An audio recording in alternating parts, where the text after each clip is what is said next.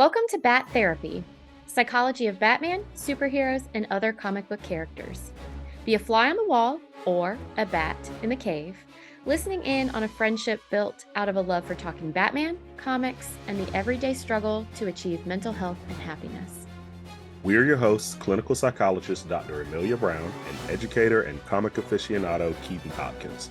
Don't forget to follow us on YouTube and social media and find our Patreon at patreon.com/battherapy. This podcast is about providing education and understanding and is not a replacement for mental health treatment or support. If you're needing help, go to bat-therapy.com for resources. So, I'm going to say public disclaimer. There are trace amounts of NyQuil running all through my system from this week. So, whatever you hear tonight from me, I need you to pull an Elsa and let it go. That's all I'm going to say. I think that our character of today would appreciate a NyQuil infused Keaton because we're talking Loki. Because he has a glorious purpose. I love that sassy man. He's so great. He's so great. I love him. Yeah, I love Tom Hiddleston. He's absolutely excellent as Loki. And Loki is such a good villain. I remember when I first started, when we're doing MCU Loki, by the way, like not comic book Loki. This is simply Loki from the Marvel Cinematic Universe. Where fair weather Marvel fans get over it. I mean, yeah, you're or at least I am. I think I have 3 Marvel comics. Maybe 8. So yeah. That's what you're dealing with. Get over it. I was thinking you were going to say 4, but you went from 3 to double that and a little bit more. I'm like, oh, okay, cool. That's bad. Whatever. It's still less than. It's still within on 2 hands. Yeah. That's how many comics I have. I get it. Cyclops is a jerk. Like, that's all their comics, right? Do they talk about anything else? Like, I don't know. We're going to make so many people mad with this. Do not message me that you're angry. I'm clearly joking, okay? I own plenty of Marvel comics. I just enjoy throwing shade. And I own 8. We know who we are. It's fine. It's bat therapy. Yeah. Just feel lucky that we're talking about Marvel. Yeah. Be content and practice mindfulness. 50% into their podcast episode, they finally started talking about Loki and stopped bashing Marvel. hey, we've only been going for 2 minutes. We can no. But yeah, I really loved Loki. He was the highlight of the Thor movies for sure. Right. And I also loved that he was the main villain in the first Avengers. He's just got this wit about him, and he's just such a great manipulator, and Thor just falls for it every single time, and I love it. I know. So, okay. Yeah. So I was skipping around all these movies and of course, hitting a little on Loki, the show that came out, last year? Was that 2022? Or was that this year? That wasn't this year, right? No, Loki came out like 2 years ago. I feel like it came out during COVID, maybe even. I don't know. Dude, COVID lasts forever. That's true. Me saying it came out during COVID doesn't mean anything. That's like a 5-year span now, right? Yeah, whatever. I didn't do my research about timelines. What's new? But here's something that really struck me as I was looking through everything, especially when I was looking at the first Thor movie. And they're kind of setting up Loki and just this disconnect he has with his family and the frustrations he has. And okay, so Loki's kind of a shit. We all know this, right? I mean, we all know the person that you can never 100% believe anything they tell you. You always have to be on your toes. It's tiring to be around them, so you do them in small doses, but you love them. They make you laugh. You like that they use that wit to just tweak someone that really irks you. But there's a little bit of that love-hate that can happen. So I get it. Loki's Loki. But I kind of get it. Like, with that first movie, I was rooting Loki because I said, yeah, why is this oaf over here the one that's gonna be the ruler? You should be upset. Yes, people would have to watch you quite closely, but literally Thor, his powers are taken away and he's tossed onto Earth because he would really not be a good ruler. And yet for Yeah. some reason he is the one that's going to be ruler. So, I feel for Loki. See, I was on the other end of that. I was like, bro, you lucked out. First off, your father abandoned you for being small. He thought you were small and weak and abandoned you. Odin found you, and instead of being like, forget this, raised you as royalty. Like, bro. Okay. However, I first mean, the off, abandonment's still there, of course. The abandonment's still there. It's just no, not a no, not no. a not a bad I'm not a not bad sold. deck of cards. I'm not sold because first off, Loki doesn't have to be all, "Oh, thank you so much for taking me in." That was their choice. And if you're going to take him in, treat him as one of your own. Is he being fully treated as one of their own? I think so. But like being the ruler and whatnot, Thor's an interesting choice. I mean, Thor's whole storyline is the fact that he's not good at being a ruler and it's not the fit for him. And here's Loki saying, yo, why is he getting plopped in? Also, my understanding is he did not know he was abandoned, right? He had No, he to found out. learn. I think in that first movie, he found out. Like, yeah, they didn't Exactly. tell him. Hold on. I'm not getting frostburned over here. What's happening? and and that's how he finds out. So imagine this. And there are things that confuse you about your family, decisions that your parents are making, things that are happening, and you feel like for some reason you're just not seen as living up, and then all of a sudden you find out this huge information. And for him, that huge information is literally, I'm not their child. So then that pulls everything into question for him. Yeah.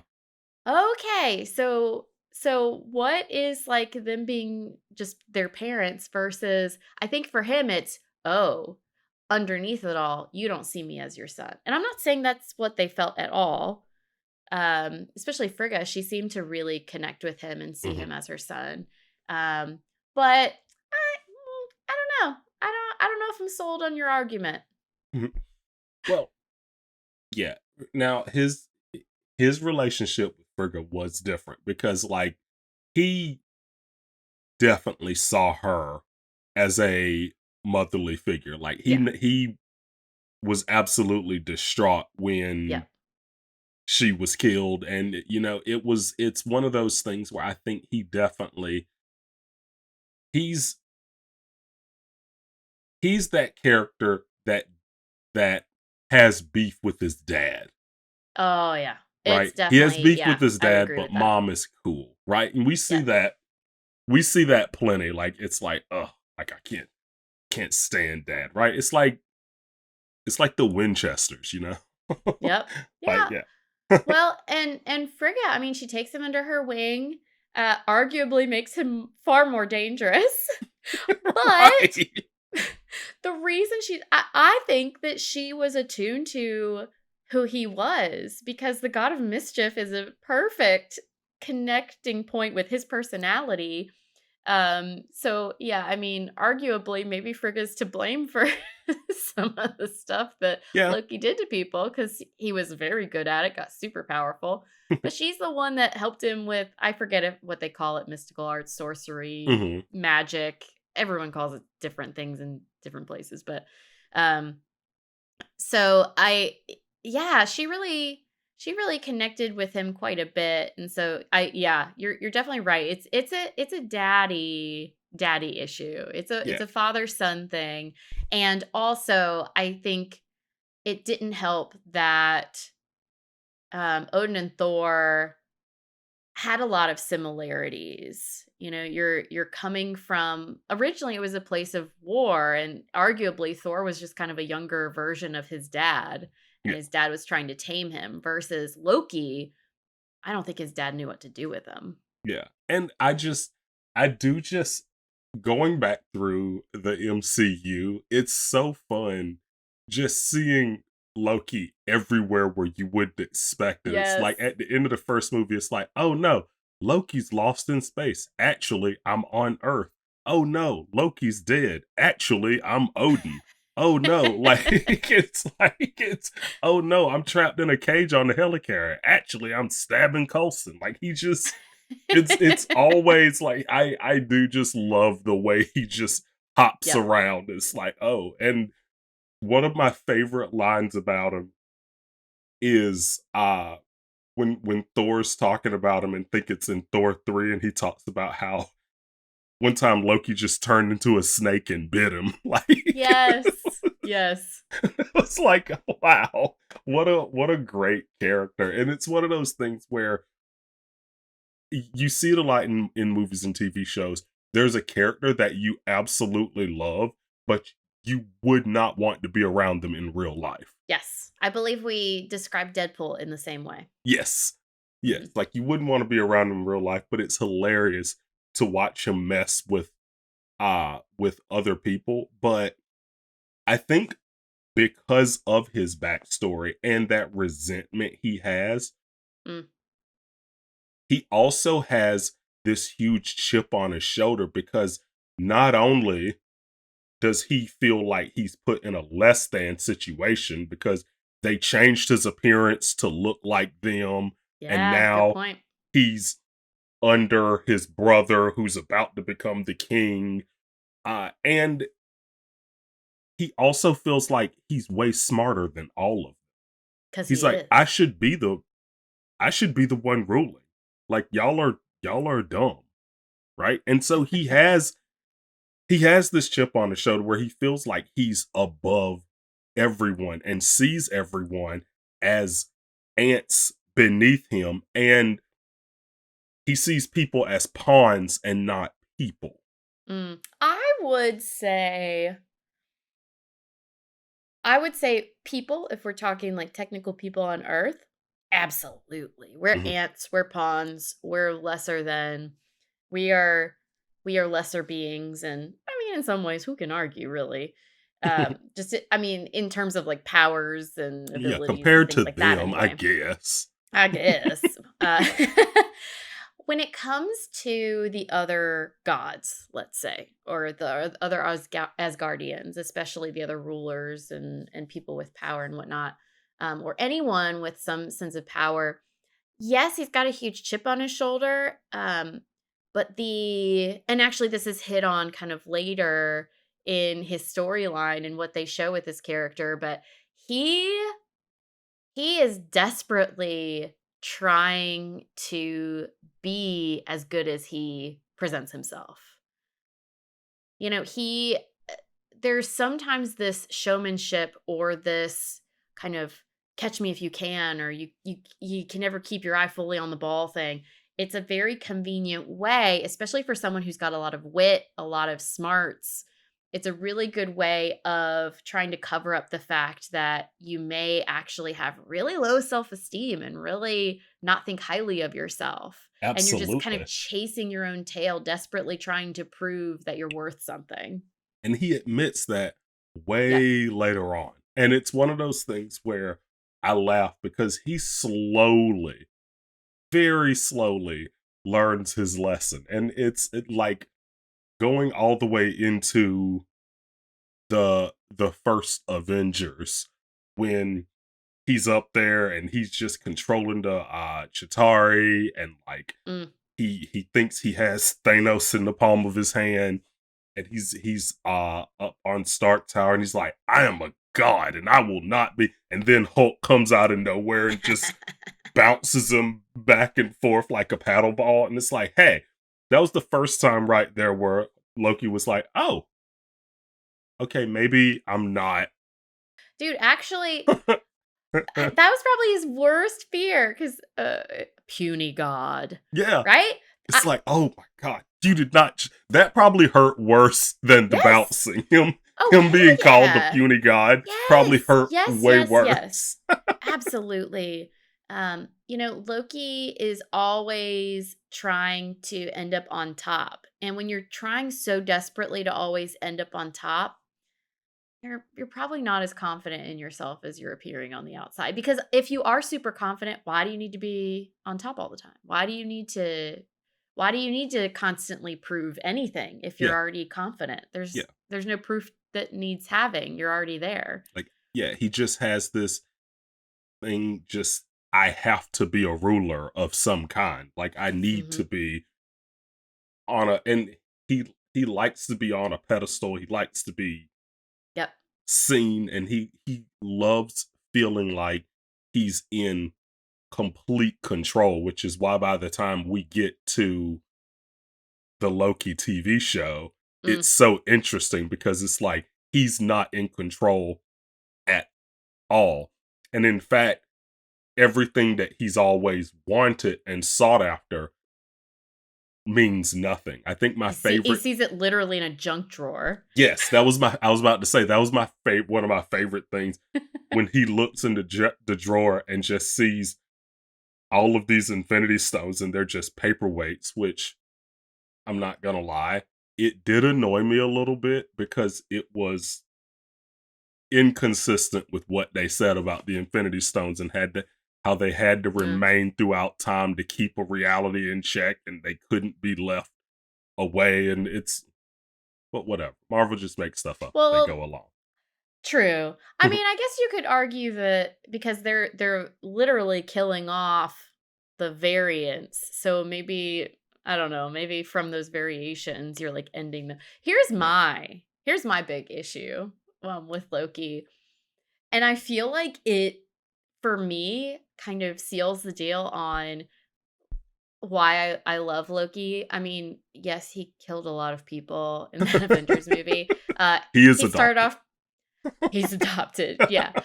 He's an adoptive, character that I love, but so one of the things that really irks me, because I have this thing where I know the world is not a just place, and it's not a fair place, but I really want it to be, and so in Loki, I think they're essentially trying to explain, what's going on. I don't fully buy it, but, they catch him and he's like, "Well, I'm actually not who you want because okay, he's a variant. He made a choice that doesn't line up with the larger string of the multiverse or whatever, and so, he's getting arrested for making that choice, which is just kind of weird, because my whole thing is, okay, all the things that happened before led up to what he did. Right. And he had a great point. He was like, "The people you want are the Avengers. They literally went through time and screwed everything up. Right. They moved things around, they talked to people, they did all sorts of things to mess up the timeline." And he's like, "That's who you want. That's the only reason that I was even like doing this thing." And they said, "Oh no, It's no. so true. Oh That my god. part, that part, the part where everyone's screwing with the timeline, that was meant to happen." Can you tell how much this annoys me? That, yeah, that's so true. And not only that, but the way that they set timelines up in the MCU, whenever they went back in time, they were actually going to different realities. So they Right. screwed up a, Exactly.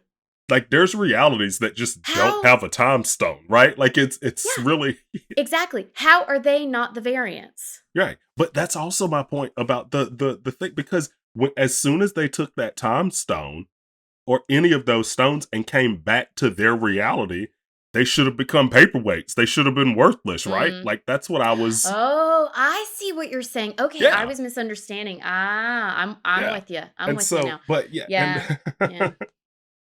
Yeah. So, Marvel, you got a little fast and loose, and I think this is oh gosh, there was somewhere else. I don't think it was in Loki. It was somewhere though. Someone talks about um how Loki is essentially a secondary character. It was a very break the fourth wall kind of statement. Maybe mhm. it was in Loki. But that he's essentially a secondary character that helps the evolution of heroes. Oh yeah, Yeah, it after he was was caught as a episode variant. 1. It was You're right. Mobius. Yep, yep. Mhm. He was like, And you bring the good guys together from your yes. scheming." Yeah. And so let's think about this. Okay. So all of these other characters develop who are the primary heroes and whatnot because of what he does. But theoretically, you're not in the forefront, which probably feels very true when you think about Thor and who's going to become ruler. And then you have this thing where I'm just responding to the people who literally royally screwed up the timeline, and yet I'm the variant who then has to be destroyed. All of these things to me add up to, of course, Loki is the way he is. Of course, That he's got is this huge true. chip on his shoulder. Of course, he has no confidence in himself. Marvel really is like, let's just beat this guy around and see what happens. Oh, Like, they this know how poor to. guy. They're good at. They're good at kicking a dog when he's down. I tell I you. You remember what know. they did with Thor in Endgame, but Yeah. Yeah. yeah, like that's that was so rude because Mobius basically said, "Bro, you're not even a protagonist in your own life," and I'm like, How Jesus, like much that's does that so suck? rude.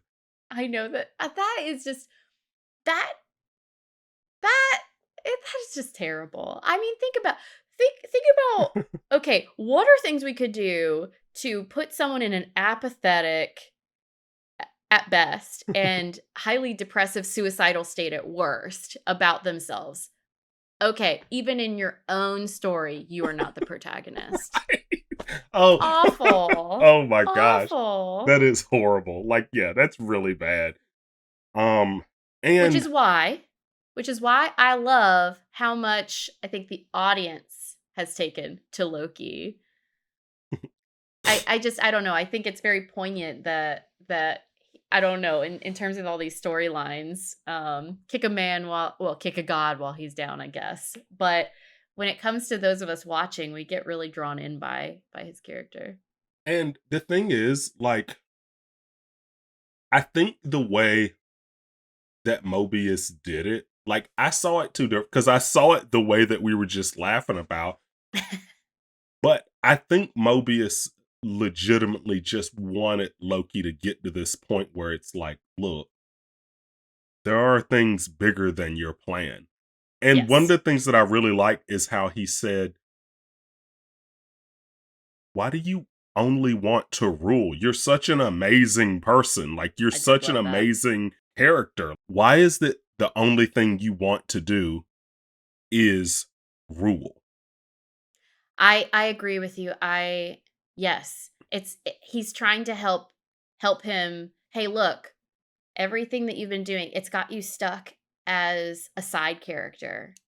And Here's you're so focused on being a ruler because you think that makes you the main character. No, no, no, no, no, no, no. and You're doing it wrong. and I had a Yeah. question for you about that too. Mm. Like, is the whole breaking someone down to build them back up a real thing? Because I'm not gonna lie, like at times it sounds monstrous and I feel like it would not work for everybody. Like I don't think that would work for me. Like drop me to my lowest and then build me back up. Like no. Like I am no, I'm going to be down here forever Mm.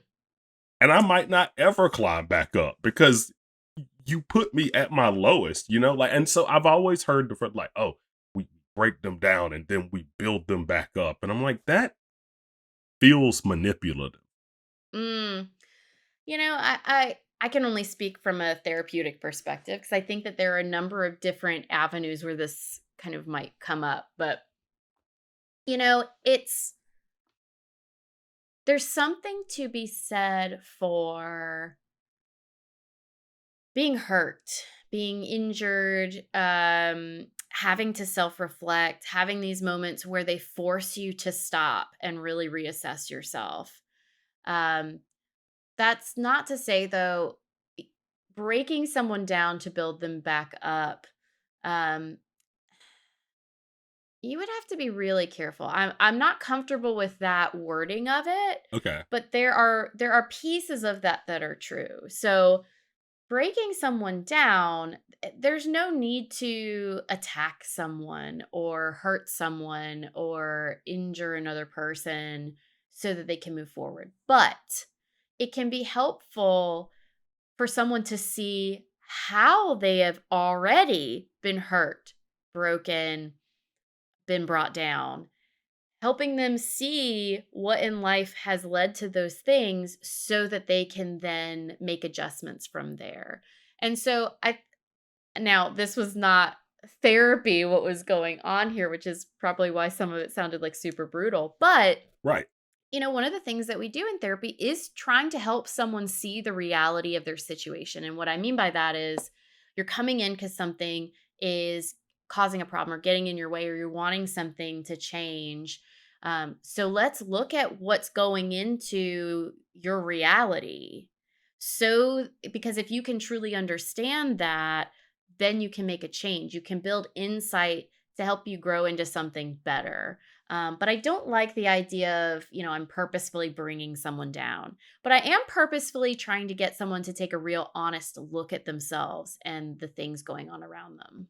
Well, and I think I I think what worked more so than what Mobius was saying was Loki seeing how his grand scheme played out.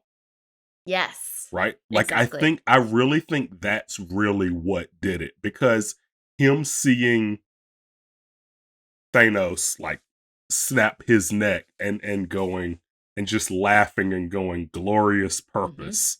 I And think see, that's yeah.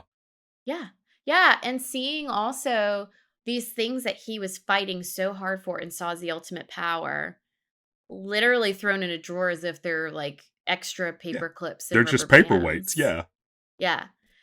I totally agree with you that he sometimes it really takes something really stark, really something really poignant to get you to that point. You're looking for the right hook, the right thing to really get someone to go whoa and step back and reassess. Because think about it. I mean, if you're in the middle of something, uh you can have trouble really thinking outside of the scope of how you're already thinking. It's Right. it's hard to just say, "Okay, let me shift and try and look at this a completely different way."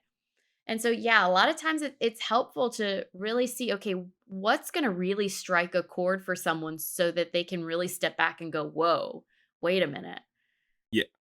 What is going on here?" Yeah, and it's interesting because Loki, like I said, he always kind of looked at humans as ants, and he Yeah. looked at people he interacted with as cogs in a system And that now he he's could one. manipulate and control. And he just saw, wow, not only am I a cog in a system, I am a cog in every system. Like it's like Mm. it's like that is How yeah, so I guess humans in our world, the non-comic book world could have something similar, but if you think about the Asgardians, I mean, they're seen as gods for a lot of folks. I mean, it depends where you're at in the right. universe and galaxy and whatnot, but yeah, to realize that all of a sudden you are as much an ant, if not more so, than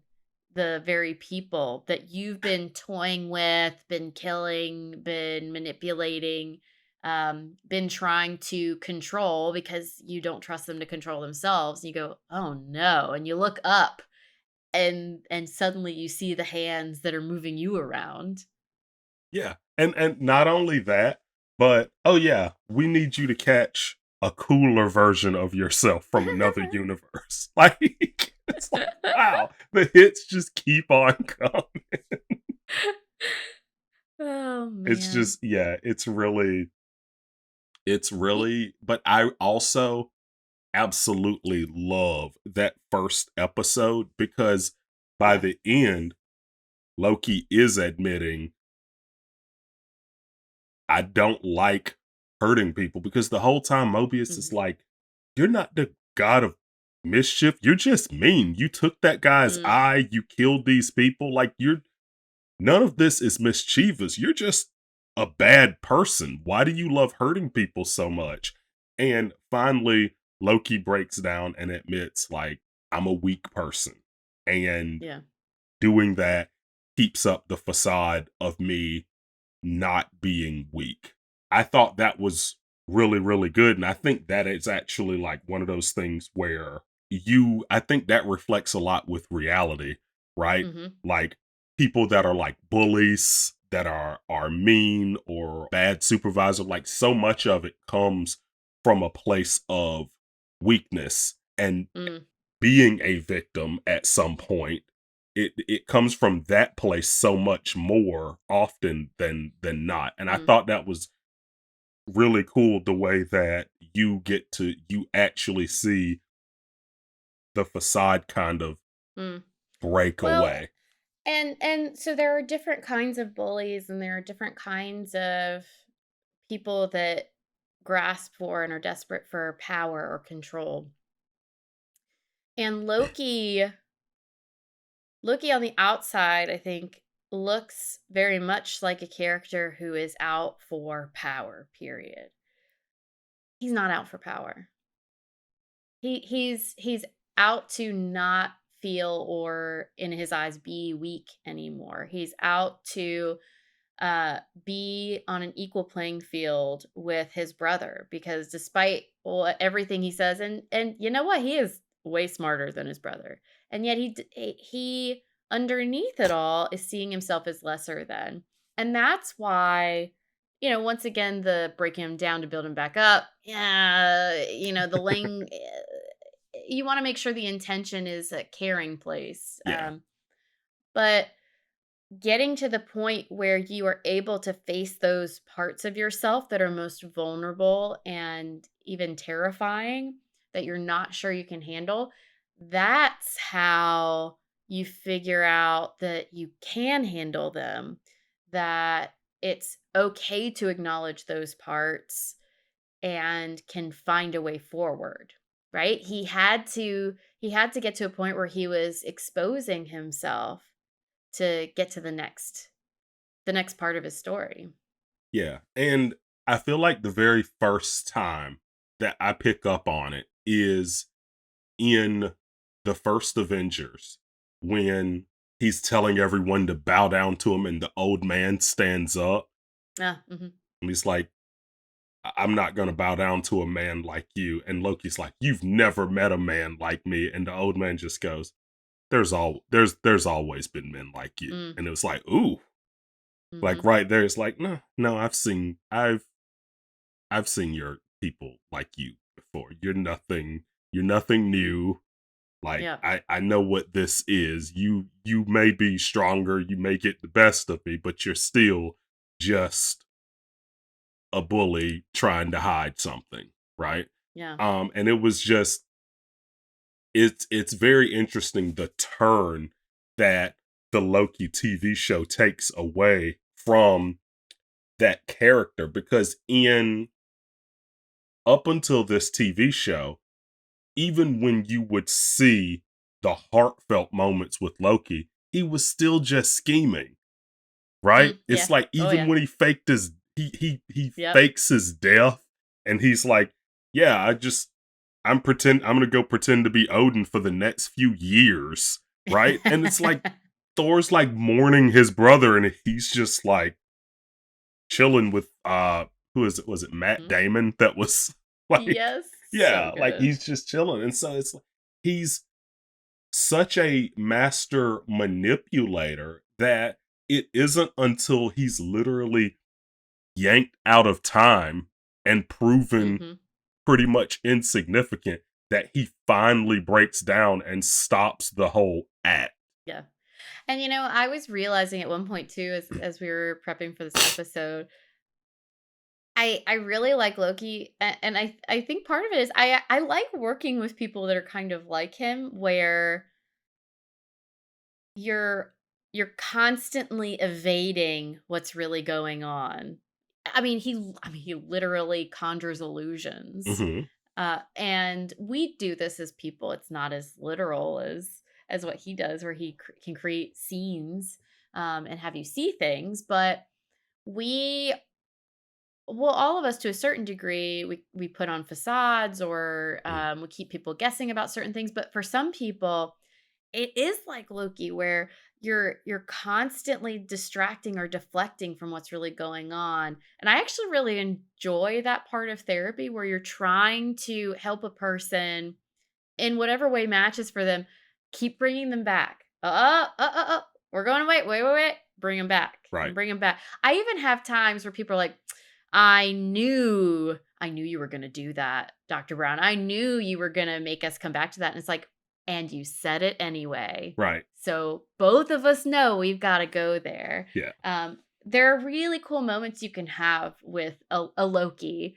But yeah, he is so witty and smart and quick and conjuring that it literally takes someone who can like you said, step him out of time, completely change all of the rules in order to get ahead of him enough to slow him down and redirect him and say, hey, I want to look at the real Loki yeah, and actually get there. yeah. And it's so funny because it takes someone like Mobius that studied him in detail. Good point. And I love the quick conversation when Loki's like, "I don't like to talk." And Mobius is just like, "Yeah, but you do like to lie, which you just did because we both know you love to talk." It's just like he calls him on everything. It kind of reminds me the of Bucky's doctor in Yes. his therapy sessions. It's like Hmm. sometimes like some people need someone that is not Yeah. gonna cradle them and is just Hmm. going to straight up call them out. Yep. And Mobius just does such a good job of that. But Yep. and Mobius is in no way a therapist. He's Right. just honestly trying to get Loki to see the big Yep. picture. Like, Yep. look from a bird's eye view at how small all of this is. Yeah. And Yeah. I really love that. Like that first episode, because I think when I told you when I was rewatching, I was like, Mhm. oh my God, Amelia, you have to go back and watch that first episode. That is just like everything. Like I loved the way that he broke it down, but I also there's been so many times when it's like I look back at a moment when I was really upset and I thought I knew exactly what I wanted, and Mm, then flashing forward to now, knowing, wow, I wish I could have seen this so I yes. wouldn't have been so upset and annoyed and frustrated back Yeah. then. Right. Like and that but Loki actually got to do that. He actually got to see where his master plan Mhm. ended up leading. And at the same time, he also got a chance to see, hey, I actually ended up hurting all of the people that actually loved me. I hurt Mm, Thor, I hurt my mom, I hurt my father who clearly also did love me. Like he it it's one of the things that breaks him down. It's like I went through this my entire life just to come back around and end up still dying. Like it was like oof. He it was a definitely a they call it a come to Jesus meeting, but one of the things I thought about was like a Scrooged moment, like when he sees Ah, the ghost of yeah, Christmas future. that's a good analogy. Yeah, he, I think for me, Loki is a really great example of it can feel really great to keep people guessing, keep them on their toes, to not to not show the vulnerability underneath, to show strength and wit and Yeah, power. It has its drawbacks. It isolates you. It separates you. It distances you from the very people that you care most about, and also that you care most what they think about and how they respond to you. And so he had all of this distance to the point where I mean he literally went off to Earth to take it over. And yeah, I also think what's really cool about this Loki is we lived his true, quote unquote, true intended path. Right. And then we went back and then we see this snipped out version of Loki right after the Avengers, literally as they're leaving the Right. building. He's still scheming. He's still scheming, and I think for us, it's a big set shift too because you have to remember, oh wait, all that other stuff did not happen for this Loki. And so this Loki is very much in the thick Yeah. of his most conniving time. And it's just so interesting to see a different path for Mhm. him at that point. Yeah, it really is, and it's good, like, to see, like, yeah, like you said, that when he's in the thick of it and when he's essentially at his worst, Mm, and you get to see the shift. You get to see the shift, like, oh, this is the moment that he needed to happen, but it didn't happen. And so, yeah. um, I'm really excited to see what they end up doing with his character now that he knows Mm, so much more and has seen dozens a dozen different versions of yeah. himself, including an alligator version of himself, which I still laugh at. Um, and yeah, he's a very interesting character, and I'm wondering, there's a part of me that really wishes he could get a chance to interact with his family again, Yeah. because there's always a part of me that wants to see a character have a chance to set everything right. Mm, Um, and you can tell that, and I feel like when he watched his life play out, that was a moment where it's like, I feel like you could see him wanting to set things right. And yeah. yeah, I thought that was, I love good, like really good growth in a character like that. Yeah. Yeah, I think that can sometimes be the nice thing about movies and books and TV shows and whatnot is they can choose that ending when it's not always possible. It also is what makes them really brutal when they choose to end things abruptly. Don't give you that option.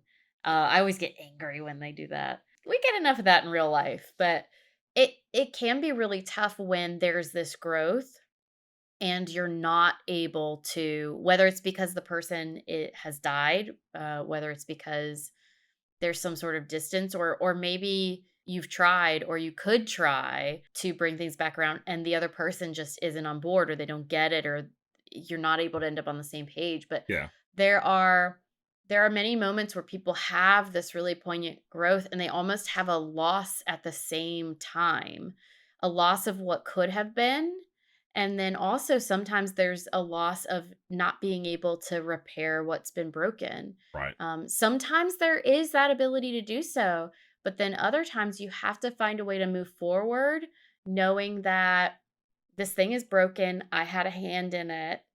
And at least now, or maybe in some cases, never can it be fixed. right, And it's a really hard, it's a really hard path, but a lot of people are able to find a way to maneuver it. And it actually, it creates this, I don't know, this kind of strength in people that actually a lot of times they're they're able to help the next person hmm, struggling through a situation. So yeah, I don't know how I feel with him. If I'd want him to connect with this, I mean, obviously I'd want him to get that closure, but um I also think that there could be some really powerful moments for him if instead of shifting backwards he looks forward.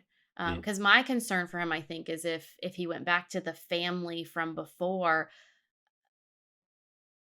I mean, how does he even go back to that now that he's aware of variance and this whole other level of being? it's true. He It's like can't. a complete disconnect. Yeah, Yeah, he I can't just go I back don't to even it. know. Yeah, I don't even know how he could go back. Yeah, that's a good point.